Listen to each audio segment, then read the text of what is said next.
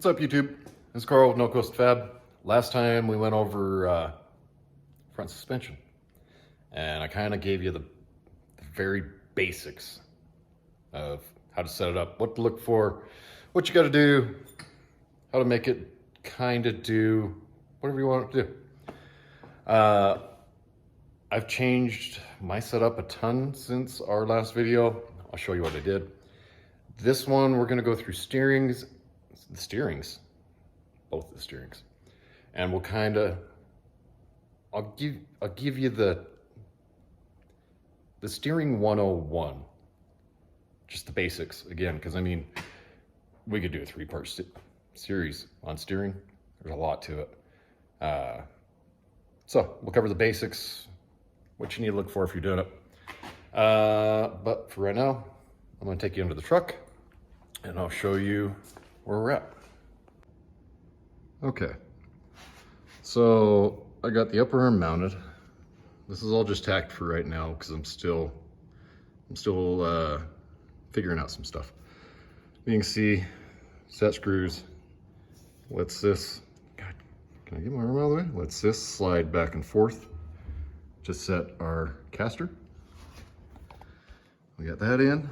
I took the lowers and I lowered them more.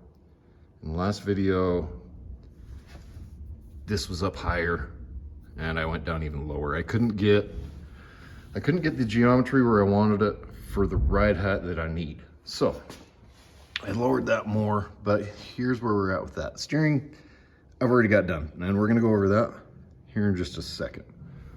But this is where this all ended up. It still needs boxed in, welded in, all that fun stuff. But let me get you set up. We'll go back to our school board here, and I'll kind of show you what you need to do and what you need to look out for, what you need to calculate for steering. So let me get set up and we'll go again.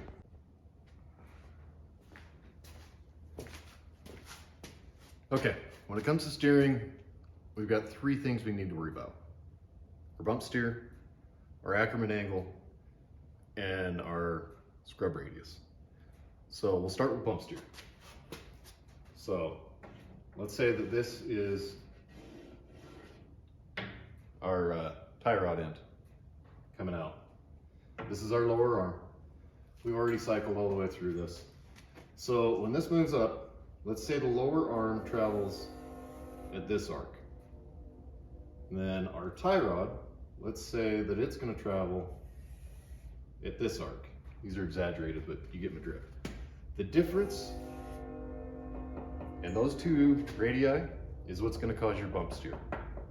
So the easiest way to deal with those is if you keep your two pivot points in line vertically here, and you keep this parallel with this. That's going to give you your best situation for bump steer. It's going to keep it the most under control. If you're doing rack and pinion like I'm doing, there's companies that'll make custom racks, whatever width you want. You just want your pivot points to be directly above the pivot points for your lower control arms. If you're buying something off the shelf, like that one I think is off a T-Bird, they make rack extenders. It's basically a sleeve that threads onto the rack and it bumps that pivot point out. You can buy them in different increments. So you can go longer in small increments. You can't shorten it up. So that's going to be what causes your bump steer, is the difference in those two radii. So it's going to be the difference in your pivots here. Like if this was down and going upwards, this is going to have a bigger effect on your bump steer, or vice versa. If it's at a downward angle compared to this, it's also going to cause you more bump steer. This is going to be your best place to start off with, and you can kind of tune it from there. You're more than likely going to be pretty close. Next is going to be your Ackerman angle. So if you look at it from tie rod to tie rod, going from spindle to spindle, If that is all in a straight line with the tires pointed forward, well, let's start off by talking about what Ackerman is. So if you turn the wheel and you start turning in a circle, your inside tire needs to turn more than your outside tire because it's traveling a smaller circle than the outside. So it needs to turn a little sharper.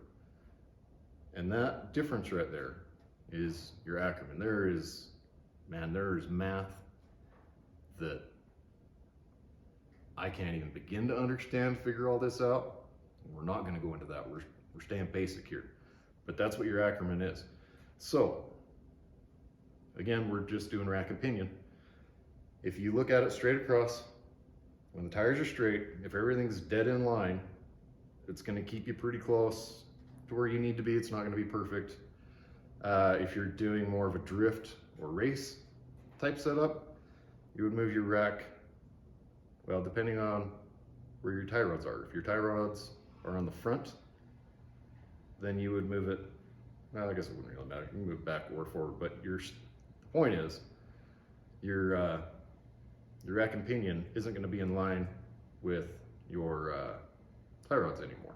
So that little bit of angle is going to increase your Ackerman angle. And that way, when it turns, what will happen is you'll turn and one side will be straight at full turn, the other one will be angled a little bit. So that's going to increase your Ackerman. It's going to force that inside tire to turn tighter. So a lot of race guys, a lot of drift guys, they'll do that, and it'll almost give them a little bit of oversteer to help kick it out. It just depends on your driving style, what you're using it for, all that. Next is going to be your scrub radius. Also pretty simple. So if you project a line, let's say our upper ball joint's right here, our lower ball joint's right here. If you project a line all the way down through those 2 points into the ground, and then down through the center of your tire, so the center of your contact patch, this down here is going to be your scrub. So this is something that's going to change with your wheel and tire selection. Because I mean, this you're going to kind of be stuck, you're going to be set. So this is all going to be about your wheels and tires and how they center over this point. The smaller you can keep this patch, let's say the center of our tire was here. The smaller you can keep that patch. See, this would be positive, maybe negative. One side's positive, one side's negative. I'm gonna brain fart. But the point is, the smaller this patch is on the ground is gonna keep your scrub radius smaller. And what that's gonna do is the smaller your scrub radius is, the better your steering is gonna be under heavy braking conditions. You ever been on a ride where you slam on the brakes and the wheel's just going nuts and you can't hardly control it? The smaller this is, the more you're gonna be able to lay on the brakes in the corner and still have authority over your steering. So, as far as steering goes, that's what you need to worry about. So, hopefully that makes sense. There's a lot of good reading on it. I would say do a lot of reading on it. And we'll jump back under here. I'll kind of show you around. Okay, so this is gonna look a little deceiving because I have the boot hanging. But you can see those two are perfectly parallel with each other. And when you come in here, that pivot point and that pivot point are in line. So you get a visual on what we were doodling on the board. That's what I mean. So it's deceiving because this boot's just flopping, but you can see there, maybe. Those are parallel with each other, and that'll help with our bump steer. This should be almost zero bump steer. We have got it set up. We come over here. Remember how I was telling you you can go, well, I was telling you if you look tie rod to tie rod going across, it should be in a straight line. Mine is not. Let's see, what's the best way to show this? Okay, you can see I have a small angle when the tires are straight here. And then when I am fully turned, maybe turn, yeah, go. And with it fully turned, I am parallel here. So I'm running a positive at Ackerman angle on this. And I set it up this way, not because that's how I like to drive, even though that is how I like to drive. But with that set all the way back during fab, I can add a spacer there and bump that out to take angle out of it in small increments, just until I get it exactly where I want it. So this is kind of pre-planning. I'm set at the extreme end right now, but I can bump that out until I get it to where the truck's happy and where I'm happy. So this is, I mean, I still got to stick a coil over in here, but this is gonna kind of bring an end to our front suspension. I haven't mounted, this thing's dirty. I haven't mounted a coil over yet because I'm not sure. I mean, you can see the room I'm dealing with. I kind of wanted to do cantilever in the front, and I'm still kind of kicking around ideas on how to make it fit. The only problem is I just ain't got none. You know, there's just nothing there. This motor is just too damn wide. So, I'll show you. Oh, I also got a steering column in. Well, you may as well, let's walk back here. I have our race approved seat mounts. Let me climb up in here. Our sweet lock up seats. And this. I don't know what I'm doing here yet. And I haven't quite figured out how this works yet either, because I guess they had two little independent motors and they just flopped around doing whatever they wanted. I mounted this shifter, and I could have bought an aftermarket one, but I liked the way this flowed when I got the car. And so I kept it. And maybe I'll keep it, maybe I won't. I like that it has the overdrive button right here. This is just like an eBay universal steering column, just a tilt column that I got mounted in here. Maybe we'll do this now. So, yeah, why not? Let me get set up for that. Okay, let's take a little closer look at this. We know this is gonna go. This right here is for the pop-up vent in the front.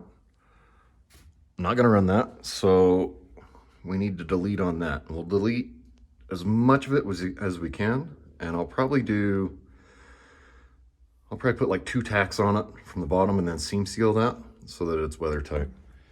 We're not gonna have an emergency brake, so this guy needs to go, and that'll get this pretty well cleaned up. You might have saw in one of the other videos, it was just like a passing glance of the old tunnel that I had going. I cut that out and I redid that. So that's redone and that's new. Now, for a custom dash, well, actually, let's look at this. And then, the reason I liked this is I kind of like how it works. So there's only one cup holder. This is for the ashtray. But I think I'll redo that so that it has 2 12-volt ports for like chargers and whatnot. This up here, you might think, why would you leave that? Nobody needs that crap. That's gonna be about the same size as like a start button. So we'll get rid of that. Probably put a start button there. These are about the same size as like a rocker switch. So even though like it's defrost and traction assist, it doesn't matter. We'll get rid of that, put some rockers in there.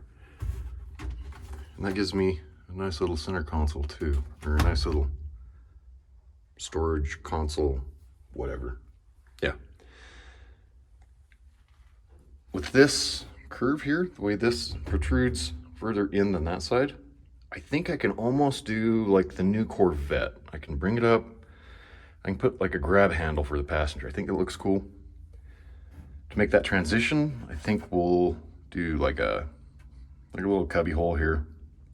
Then it'll kill this angle and let me get back to like a flat panel for screens and whatever else I decide to put here. I am gonna run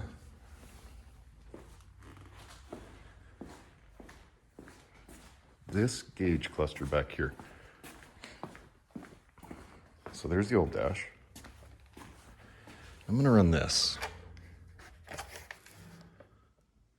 It's a little dirty, but I mean, you get the drift. The reason I'm doing this is this will all jive with the tranny, like the VSS, and that VSS will jive with the Speedo. All the other gauges are already gonna work with my motor and harness setup.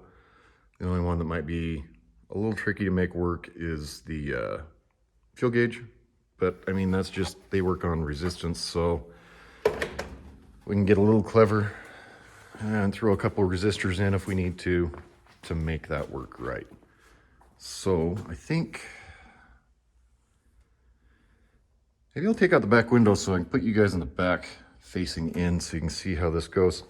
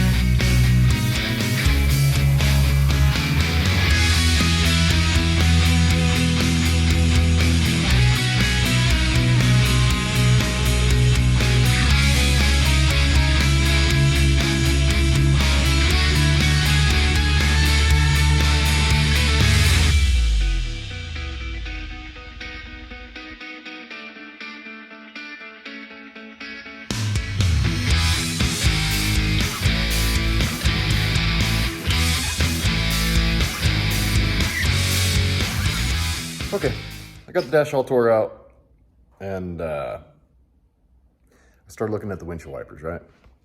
Yeah, I showed you all it had like the one motor for the one wiper. The other one's gone. I'm assuming it was also another independent motor. Man, I'm shaking you guys all over the place. I'm assuming it was another independent motor for that wiper, which is gonna make them not really run in unison. They're gonna kind of do this. And so I jumped on the old interwebs and started looking for a kit to make that right. $500. I am not spending $500 on windshield wipers. Like, you guys are out your goddamn minds. So we're gonna invent something. So let me flip you around and I'll show you what I rounded up. So what I got here is I had this kicking around from a 55 Ford F100. You can kind of see how this would work. That would hook to an arm. That would hook to an arm. Your motor mounts to this, it spins, and it pushes and pulls, and it makes the wipers go. I could cut this down and I could use it because I'm actually going to use, this is also out of the 55, because I didn't have this one. I only had the driver's side. I didn't have the passenger side, so I stole those. I could do this. I could order a motor for the 55. I just have to cut down these arms, build them out for the motor. That would work out great. My thought being, though, nothing in 55 was really great. You know, it's going to work. It's going to have high-low, and like it would do the job. So I got digging a little deeper, and this is actually out of the Navigator that I got the motor from. So this is how it's set up. It has a single bar that runs from arm to arm. And then this guy ties into the same arm to do the thing, you know, to make the rain go away. This might work out better for me because I can with that arm, it gives me the chance to put that motor where I need it and do whatever just to get to that point. Nothing has to be in line anymore. I can make that more remote and keep it out of the way. So when you're doing a dash, work from the firewall out. Get everything mounted that needs to be in there so that you don't want to have to try and find room later. Put it in now. And that way, yeah, you know, you get what I'm saying, right? Right. So the difference is this guy, where'd that go? It's over here. I have my little test light to make sure everything still worked. This guy uses a ball. See, this is the side both of them clip onto. It just has a ball, which actually works out kind of nice because that actually gives it a little more articulation. With just a pin and a bushing, like it's set. There's no wiggle room. This gives us a little room for error. So I think all I'm going to do is I'll pull the posts, the wiper posts out of the truck now. I'll cut them, and I'll cut these, and I'll just weld this ball onto that, and that'll switch that over. We can just cut that bar down, our connecting rod here. Cut that down to the length we need, and then we can mount that, and whatever we need to do for that arm, we got it, no problem. I don't have a pigtail for this. Plug, no biggie. Part stores sell pigtails for like, oh hell, like $5 probably. I kind of went through with the pins and high, ground, and low. And the rest of these are for your intermittent, but I'm just going to put it on, a rocker, like a two-speed thingamajigger, so that I can keep it nice and clean under the dash. I really only need high and low. So, yeah. Here is our $5 solution to a $500 problem. So I'm going to do this real quick, and then we'll start putting in some wire. All right, I got this all in. See, I shortened this arm here, and I changed these to that ball style lug on both sides. I just shortened this arm, and I got this mounted clear up in there, so it fits up in there decent. I wish it was tighter, but I mean, whatever. So I just ran a couple wires up in there, and this is just proof of concept. I just threw a piece of TIG rod on that for now, since I don't have the right windshield wiper. So let's hit the power, see what happens. See, working pretty good. Not quite enough throw. Like it's only getting from there to about there. We want it to go further. So we'll just shorten up these two pivot points here and here. When I did this, I measured the pivot points on the navigator, and I matched the length on those. Because I was thinking, since that arm came from the navigator, this should probably match and it should make it right, but I guess not. So we'll shorten those up, and that'll give that more throw. But that runs pretty smooth. I mean, for a couple junk parts laying around, we're gonna roll with it. So we'll shorten that up, and then we'll move on to the dash. Round 2 with the windshield wipers. So I shortened ½ inch. So they're ½ inch shorter than that, right? No, they're ½ inch shorter than that. I think that one was 3 inches. So get power. Oh, easy. There we go. Sorry about that. Get our power hook back up. And now, let's see thing's flopped all over the place and sliding, but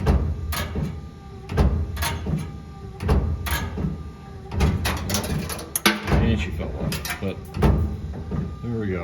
We got a little, see that little notchy spot. I'll just have to kind of go after that, see what that is, but that's going to be close enough. I can weld it in, and we just saved ourselves $500 so we can put in something else like that. So I'll finish welding that in. We'll get to the wireframe.